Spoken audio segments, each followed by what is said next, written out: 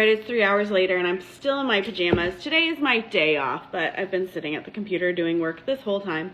But it's time to get this first loaf in the oven. First loaf with our new sourdough starter, Dolores, her maiden voyage. I don't have high expectations, okay? When sourdough starters are new, they don't make amazing bread, but it's gonna be fine. So I like to do a little poke test just to see how she's doing. If the top of this dough is really sticky, just put a little flour on it before you do the poke test. You don't need to jam your whole finger down in there, just a very gentle, and I'm looking to see this is very, very slowly filling in. That's what we're looking for. If it feels like it's going to collapse or it doesn't start filling in at all, it's likely overproofed. I'm just gently tipping that out onto some parchment paper here.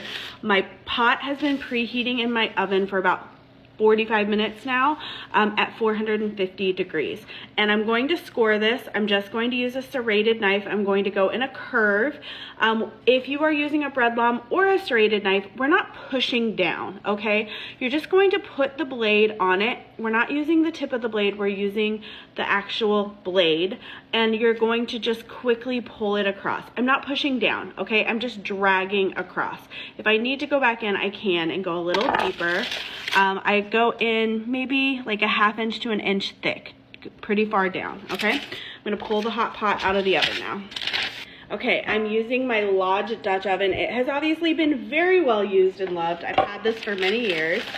I'm going to very, very carefully drop my loaf down in the pot with the parchment, just kind of nestle it down in there. If you have a really big pan, you could throw a couple ice cubes in here. I'm not going to do that. Carefully put the lid back on, and we're going to bake this covered for about 30 minutes and then uncover it. Time to take the lid off. Time for the reveal. Okay. It's not terrible. It's not too bad. It's actually looking pretty good.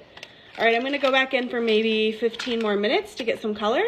I just pulled it out of the oven. It's really hot. This is kind of the color I go for this lower hydration. If I go a lot higher hydration, I'll usually go a lot darker.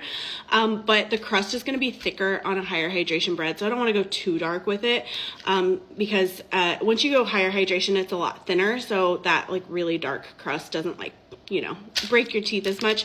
But this is definitely a flatter loaf than the one I made with Millie. Millie is my established starter. I made a loaf with her last week to just kind of show the process, and I can tell that, you know, that rose a lot better because Millie's a very well-established starter. Dolores is only about 2 weeks old. She's still very young. She's gonna get stronger with time.